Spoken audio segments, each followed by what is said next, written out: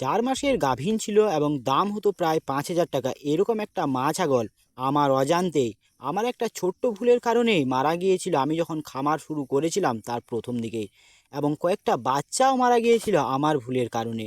তো খামারি বন্ধুরা, এই ভুলগুলো থেকে সবসময়ই দূরে থাকুন, এবং এই ভুলগুলোই আপনার খামারের সর্বনাশ ডেকে আনতে পারে। আমার কোন কোন ভুলের কারণে আমার খামারে এমন হয়েছিল সেটাই বলবো। আমি তো সেই ভুলগুলো থেকে শিক্ষা নিয়েছি, এবং পরবর্তী ক্ষেত্রে আমি আরও 4 বছর হলো ছাগল পালনের সাথে যুক্ত, এরকম ঘটনা কিন্তু আর কখনো ঘটেনি। তার সাথে নতুন ছাগল খামারি বন্ধুদের অনেক ছোট্ট ছোট্ট ভুল থাকে, যে কারণে একটা অনেক আশা নিয়ে তৈরি করা সাজানো গোছানো ছাগলের খামার বন্ধ হয়ে যায়। কোন ভুলগুলো সেটাও জানাবো আজকের এই ভিডিও। নমস্কার প্রিয় বন্ধুরা, আমার খামার শুরু করার পরপরই আমার খামারে যে বাচ্চাগুলো মারা গিয়েছিল সেগুলো কোন ভুলের কারণে মারা গিয়েছিল সেটাই প্রথমে বলি। আমার খামারে তখন সমস্ত ছাগলগুলো একটা ঘরের মধ্যেই থাকতো, এবার ছাড়া অবস্থায় থাকতো ছাগলগুলো। এবার একটা মা ছাগলের বাচ্চা হয়েছিল এবং অন্য একটা মা ছাগলও ছাড়া ছিল। রাত্রিবেলা একটা ছাগলের ছানাকে অন্য একটা মা ছাগল এসে পিঠে পা দিয়ে দিয়েছিল। তার ফলে ওই ছোট্ট বাচ্চাটার 12 থেকে 13 দিনকার বাচ্চাটার পিঠের মেরুদণ্ডটা ভেঙে গিয়েছিল। তারপর ওষুধও খাওয়ানো হয়েছিল, চিকিৎসাও করানো হয়েছিল, কিন্তু বাচ্চাটা ঠিক হয়নি। বাচ্চাটা 2 দিন পরেই মারা গিয়েছিল। তো আপনাদের যখন ছাগল খামারে ছাগলের ছোট বাচ্চা হবে, তখন সেই বাচ্চা সহ মা ছাগলটিকে অন্য একটা জায়গায় রাখবেন। অন্য ছাগলগুলোর থেকে একটু দূরত্ব বজায় রাখবেন। তার কারণ অন্য মা ছাগলগুলো তাকে মারবে, বা অন্য কোনো ছাগল পাঁঠা থাকলে খাসি থাকলে সেই ছোট বাচ্চাটাকে মারবে। তার ফলে বাচ্চাটা কিন্তু মরে যাওয়ার সম্ভাবনা থাকবে। তাই ছাগলের ছোট বাচ্চা হলেই সেই বাচ্চা সহ মা ছাগলটিকে অন্য একটা নিরাপদ জায়গায় রাখবেন। আমি যদিও দেখিনি যে ওই মা ছাগলটা বাচ্চাটাকে মেরেছে, তবুও আমি এই ভিত্তিতে বলছি যে যখন ওই ছোট বাচ্চাটা লাফিয়ে বেরাতো, তখন ওই যে অন্য একটা মা ছাগল ছাড়া থাকলে দৌড়ে এসে সেই ছোট বাচ্চাটাকে মারতে যেত। তার ভিত্তিতেই আমি বলছি যে ওই ছাগলটা এসে মেরেছে, তার কারণ তার মা সাবধান থাকে। তার মা কখনোই ছোট বাচ্চাটাকে মারবে না বা পা দিয়ে দেবে না। অন্য ছাগলেই পা দিয়ে দেয় অথবা মারে।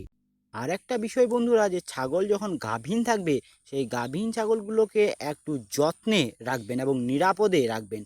আমার খামারে এরকম একটা ঘটনা ঘটেছিল।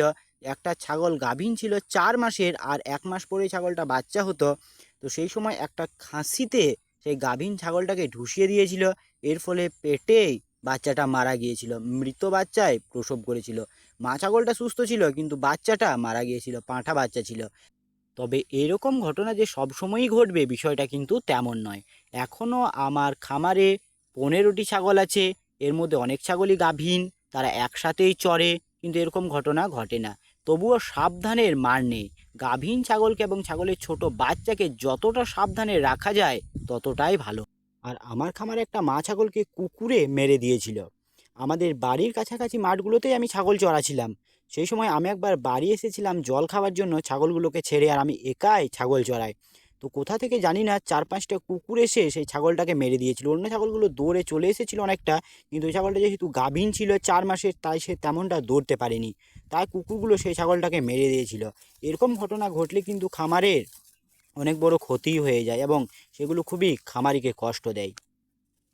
এবার বলবো যে একটা ছাগল খামার খামারি অনেক স্বপ্ন নিয়ে তৈরি করে, কিন্তু কয়েক মাসের মধ্যেই ছাগল খামারটা বন্ধ হয়ে যায়। এটা খামারিদের কোন ভুলের কারণে হয়ে যায়? প্রথমত, খামারিরা প্রপার ট্রেনিং না নিয়ে ছাগল খামার শুরু করে।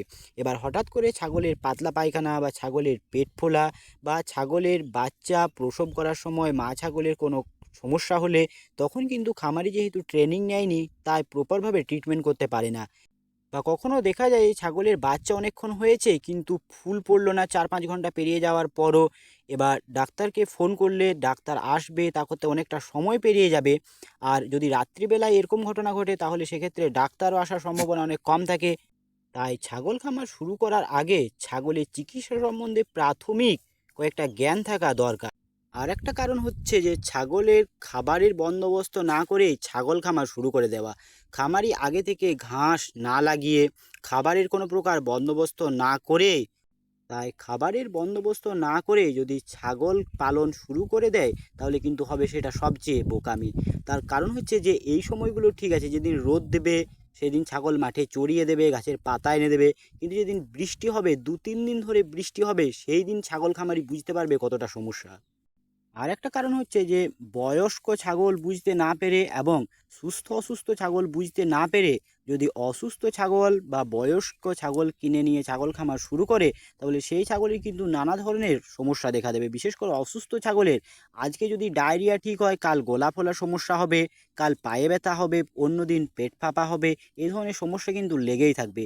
সেক্ষেত্রে খামারি চিকিৎসা করাতে করাতে বিরক্ত হয়ে যাবে, তাই ভাববে যে ছাগল পালন আর করা ঠিক হবে না।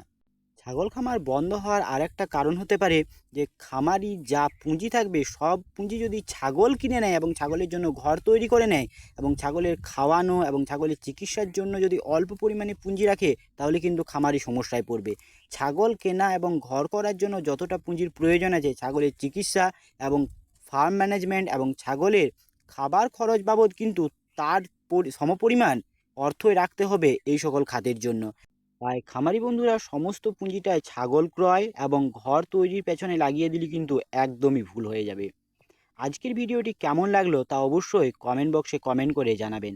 তার সাথে ছাগল পালন সম্বন্ধীয় যদি আপনার কিছু প্রশ্ন বা কিছু জানার থাকে, সেটাও কমেন্ট বক্সে কমেন্ট করে জানাতে ভুলবেন না। আর নতুন বন্ধুদের কাছে অনুরোধ রইল চ্যানেলটা সাবস্ক্রাইব করে নেওয়ার জন্য।